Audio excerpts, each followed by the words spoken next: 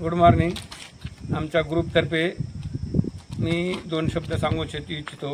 मी retire फौजी, तरी मी येऊन मला सरासरी 28 वर्षे झालेले आहेत।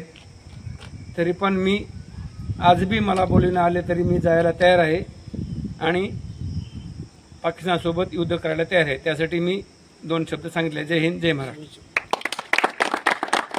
देशाच्या सीमेवर लढत असलेले आपले सैनिक, त्यांना खंबीरपणे आपला पाठिंबा आहेच, तरी पण त्यांच्या घरी कुटुंबाला जी काही मदत लागत असेल त्याच्या कुटुंबाला सर्वस्व मदत करण्यासाठी आम्ही कधीही तयार आहोत।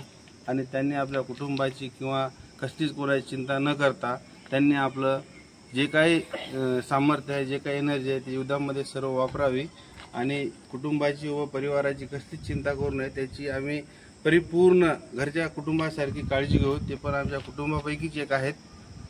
जय हिंद, जय महाराष्ट्र। नमस्कार।